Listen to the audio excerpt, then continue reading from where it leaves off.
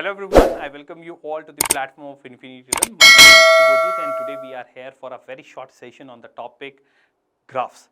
And this graph topic will be there in the chapter motion of class 9th everyone.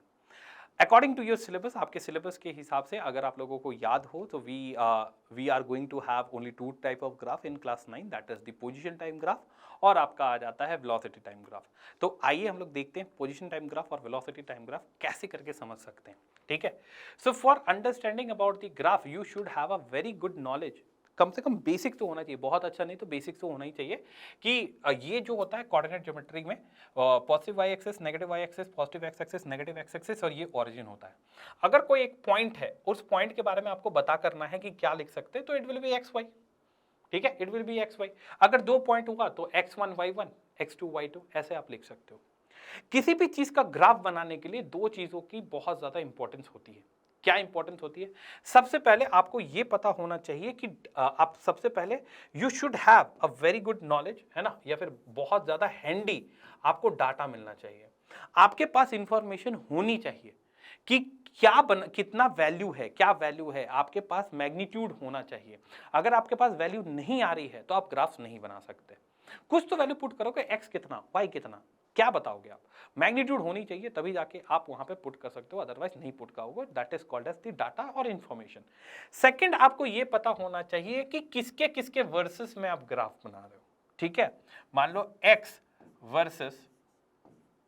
Versus Y के बीच में graph बना रहे हो, तो आपको पता होना चाहिए कि x क्या है, y क्या है. तभी उसके अकॉर्डिंग आप चूज कर पाओगे कि x को y एक्सिस से रिप्रेजेंट करना है या फिर x को आपको x एक्सिस से रिप्रेजेंट करना है. किससे रिप्रेजेंट करने है, किससे रिप्रेजेंट करना चाहिए, वो आपको तभी समझ में आएगा जब आप ये समझोगे कि किसके किसके बीच में ग्राफ है. तो पहला आपको डाटा पता होनी चाहिए. दूसरा आपको ये पता होना चाहिए कि आप ग्राफ किसके किसके रिस्पेक्ट में बना रहे हो. Then only you can give the answer. Otherwise जो ग्राफ है वो हर बार चेंज होता जाएगा. सेम वैल्यू के लिए ग्राफ चेंज होती जाएंगे, ठीक है. So that is what it is. So as we know that हमारे पास जो है दो तरह के ही आपके ग्राफ को पढ़ना है. So let us start with one by one. So let us start with the position time graph. जब मैं पोजीशन टाइम ग्राफ की बात कर रहा हूं, बेसिकली मैं बात कर रहा हूं, एक तो आपको टाइम समझ में आ गया कि हाँ भाई टाइम तो होगा कहीं ना कहीं. दूसरी जो पोजीशन की बात कर रहा हूं, पोजीशन जो है in the physics we can denoted by either distance या displacement according to the condition, ठीक है. अगर स्पीड के बारे में बात करें तो डिस्टेंस रिप्रेजेंट कर दिया, वेलोसिटी के बारे में बात करेंगे तो हम लोग डिस्प्लेसमेंट को रिप्रेजेंट कर देंगे. बस इतना ही है, ठीक है. सो पोजीशन टाइम ग्राफ के बारे में हम लोग यहाँ पे बात करेंगे everyone. So if it is position time graph, मैं आपको ग्राफ में दो चीजें एकदम बता देना चाहता हूं, हमेशा याद रखना. दो तरह के वेरिएबल होते हैं. ये x और y जो है वो वेरिएबल है, जाहिर सी बात है, तभी इसके बीच में डाटा बना है. इसमें से दोनों में से कोई एक इंडिपेंडेंट वेरिएबल होगा जिसको दूसरे से कोई फर्क नहीं पड़ता, और एक जो होगा वो डिपेंडेंट वेरिएबल होगा जो जिसको दूसरे से फर्क पड़ता है, ठीक है.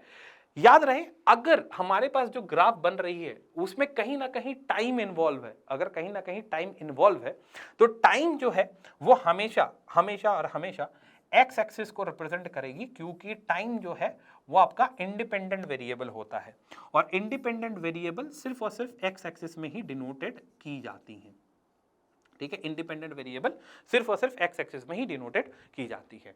फिर वाई एक्सिस में क्या डिनोट होगा? वाई एक्सिस में आपके डिपेंडेंट वेरिएबल के बारे में हम लोग बात करेंगे, ठीक है. वाई एक्सिस में हम लोग आपके डिपेंडेंट वेरिएबल के ऊपर बात करेंगे. लेट अस स्टार्ट एवरीवन, है ना. सो हम लोग बात कर लेते हैं. This is a position graph.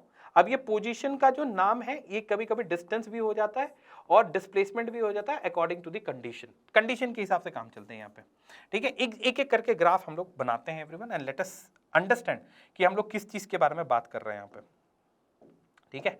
एक एक करके ग्राफ देखते हैं और आप बताना मुझे कि क्या हो सकता है, कैसे हो सकता है, ठीक है. अगर मेरे पास एक पोजीशन टाइम ग्राफ है और मैं कुछ ऐसा करूं कि ये टाइम को रिप्रेजेंट करता है, इतना तो आप समझ रहे हैं, ये पोजीशन को रिप्रेजेंट करता है, डिस्टेंस या डिस्प्लेसमेंट कुछ भी, अभी डिस्टेंस ही मान लेते हैं, है ना. अगर मैं आपके सामने एक ऐसा ग्राफ बनाऊं, ये रहा वो ग्राफ, ठीक है. अगर मैं एक ऐसा ग्राफ बनाऊं, ये ग्राफ अगर शो करवा रहा हूं, ये ग्राफ आपको क्या बताता है बॉडी के बारे में? बॉडी का ही ऊपर डाटा बनाया रहा है ना, बॉडी की डाटा दी हुई थी, उसी के ऊपर ग्राफ बन रहा है. अगर बॉडी ऐसा ग्राफ बना रही है, ठीक है, तो सबसे पहले तो ये सोचना है कि ये ग्राफ रिप्रेजेंट क्या कर रहा है, क्या क्या बताएगा हमें बॉडी के बारे में. देखो ये है एक्स एक्सिस से लगा हुआ, ठीक है. तो जाहिर सी बात है यहां पे कोई ना कोई एक वैल्यू तो होनी चाहिए, ठीक है, मान लेते हैं कि वो है 2 सेकंड्स, मान लेते हैं वो 2 है, 2 सेकंड 2 आवर कुछ भी 2 है, ठीक है। ये 2 सेकंड्स पे अगर आप ठीक से देखो तो पोजीशन इसका बढ़ता हुआ जा रहा है। आप टाइम इंक्रीज नहीं कर रहे हो, आप टाइम बढ़ा ही नहीं रहे हो, टाइम बढ़ भी नहीं रहा है। 2 से 3 भी नहीं हो रहा, 3 से 4 भी नहीं हो रहा है, कुछ नहीं हो रहा, उसी 2 पे आप जो है वो डिस्टेंस को बढ़ाए जा रहे हो। ऐसा कैसे हो सकता है? अगर आपके पास कोई बॉडी है और अगर वो बॉडी जो है आप कोई अगर मान लेते हैं कि आप ये पोजीशन चेंज हो रही है मतलब डिस्टेंस या डिस्प्लेसमेंट हो रहा है, आप डिस्टेंस इंक्रीज कर रहे हो, मान लेते हैं इंक्रीज कर रहे हो या डिक्रीज कर रहे हो। अगर आप पॉइंट 1 से पॉइंट 2 की तरफ भी जाते हो, माने आपने डिस्टेंस बढ़ा, आपने डिस्टेंस का